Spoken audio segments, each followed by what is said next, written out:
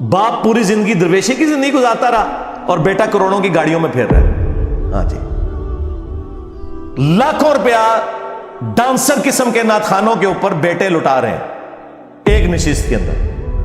پاکستان میں غریب کو روٹی نہیں مل رہی, یہ لوگ پیسے لٹا رہے ہیں. اور باپ کا حال یہ تھا کہ اس بیچارے نے اپنی گاڑی بیچی. اچھا باپ تو گاڑی بیچ کے چلا گیا تھا, تمہارے پاس گاڑیاں کہاں سے آ گئی ہیں؟ کون سی تنخواہ لے رہے ہو؟ چندوں سے کھا رہے ہو. تو چندے لال کرو نا, ختم نبوت پہ کام کرو. اینٹی قادیانی نہیں, صرف ختم نبوت یعنی چشتی رسول اللہ, اشرف رسول اللہ کو بھی کنڈیم کرو. یہ کرنے کی جرت نہیں ہے. اور پھر چوہے چھوڑے میں مولوی جو آ کے نا جھوٹا دفاع کرتے ہیں, جی وہ ہم قرآن و سنت سے ثابت کریں گے. وہ کیا تم لوگوں نے ثابت کرنا ہے؟ تم لوگوں کا لیول ہی نہیں, تمہیں پتہ ہی نہیں تمہارے ساتھ کیا ہو چکی ہوئی ہے. اور جی بخاری شریف میں ایک حدیث موجود ہے, ایک حدیث, وہ بخاری شریف میں مولا علی کا قول تعلیقاً امام بخاری چیپٹر کی ہیڈنگ میں لے کے آئے. اس کی مرفوع سند سنن ابن ماجہ میں ہے کہ نبی صلی اللہ علیہ وآلہ وسلم نے فرمایا کہ 3 لوگوں سے اللہ تعالیٰ نے قلم اٹھا لی ہے. نمبر 1 جو مجنون ہے, پاگل شخص ہے. نمبر 2 جو نابالغ ہے. اور نمبر 3 جو سویا ہوا ہے. مولا علی نے یہ اس وقت بیان کیا, صحیح بخاری میں آتا ہے, جب حضرت عمر نے کسی پاگل شخص کے اوپر ہاتھ جاری کی تو انہوں نے کہا امیر المومنین اس پہ حد نہیں لگے گی, اس سے شریعت کا قلم اٹھا ہوا ہے. اس حدیث کے تحت وہ کہتے ہیں کہ ہمارے بزرگ چونکہ اللہ کے عشق میں پاگل ہو چکے تھے, لہٰذا ان سے شریعت کا قلم اٹھا ہوا ہے. اللہ کے عشق میں نہیں سرکار, انہوں نے رسول اللہ کی گستاخی کی ہے. ہاں, با خدا دیوانہ باش, با محمد ہوشیار. ہاں تے سیدھی طرح کو تواڈے بزرگ پاگل سن, اے نہ کیوں رکھے جے کلندر, مجنون ہیں, سیدھی طرح کو پاگل. پاگل کہہ رہے ہو, ٹھیک ہے ہمارا جھگڑا ختم. لیکن عوام کو بتاؤ, نہیں وہ اللہ کے عشق میں پاگل ہوتے تھے. وہ جی مسلم میں بھی ایک حدیث ہے نا, ایک بندہ اللہ کے عشق میں پاگل ہو گیا تھا. پھر چوٹ پہ مارنا ہے, با خدا دیوانہ باش, با محمد ہوشیار, تیرے بابوں نے رسول اللہ کی گستاخی کی ہوئی ہے. مثالیں اللہ کی دے رہے ہو اور ڈیفینڈ کر رہے ہو نبی اسلام کی شان میں کی ہوئی گستاخیوں کو. چل وہ بھی حدیث لے لیتے ہیں. وہ جی مسلم شریف میں ایک حدیث ہے, نبی اسلام نے ایک شخص کی توبہ کے واقعے کو تمثیل سے بیان کیا کہ اللہ تعالیٰ کو کتنی خوشی ہوتی ہے جب کوئی گنہگار توبہ کرے. کہ ایک شخص ایک ریگستانی سفر پہ تھا, اس کا ساز و سامان اونٹ پہ لدا ہوا تھا, اور اسی حالت میں اسے اونگ آ گئی اچانک, اور اس کا وہ اونٹ وہاں سے غائب ہو گیا.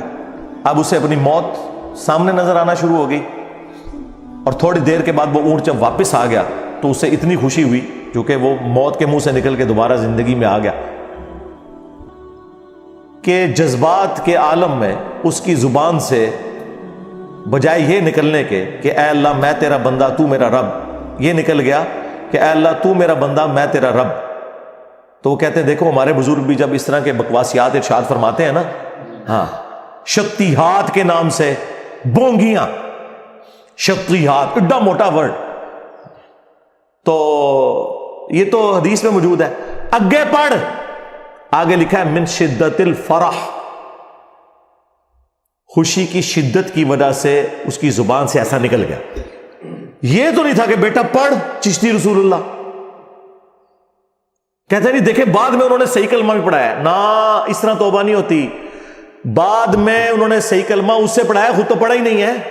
ہاں جب انہوں نے کفری کلمہ پڑھوایا تھا نا, آپ کو تو کہتے ہیں کوئی جھوٹی موٹی بھی لکھ دے قادیانی جرمنی جانے کے لیے تو وہ قادیانی ہو جاتا ہے, اور تمہارے بابے سچی مچی بھی کہہ دیں تو وہ نہ ہو.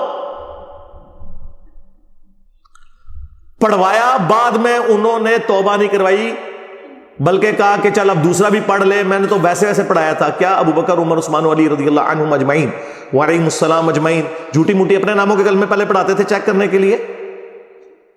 ابو بکر عمر عثمان و علی جیسا ہے ہی کوئی نہیں, تو اڈے سارے بابے دے شاہی کوئی نہیں. بعد میں پڑھا لیا نا سرکار, بعد کو چھوڑے. پہلے جب انہوں نے پڑھایا تو چاچی بھی گئی, نکاح ٹوٹ گیا, بیعت بھی ٹوٹی تے تیری چاچی بھی گئی. ان کو چاہیے تھا کہ وہ کہتے کہ میرا نکاح ٹوٹ گیا، پہلے تو میں تیری چاچی دوبارہ نکاح چ لے کے آواں، بیچاری کار بیٹھی ہوئے گی، انتظار کر رہی ہوئے گی، اور اس کے بعد سب سے پہلے میں خود مرید ہوں گا، کیونکہ میں نے کلمات کفر کہلوائے تھے، تو میں پہلے مسلمان ہوں گا، میں بھی اپنی چین جوڑوں گا تصوف کی، پھر تجھے مرید کروں گا۔ بعد میں تو مرید وہ کر ہی نہیں سکتے تھے۔ دیکھو کتنی ٹیکنیکل غلطیاں ہوتی ہیں ان کی ان چیزوں کے اندر۔ چاچو دی چاچی گئی تے پتریے نو کتوں انہوں نے مرید کرنا ہے، اپنی بیعت ٹوٹ گئی۔ تو دیکھیں کس قسم کے یہ لیم ایکسکیوزز کے ذریعے اپنے بابوں کا دفاع کرنے کی کوشش کرتے ہیں۔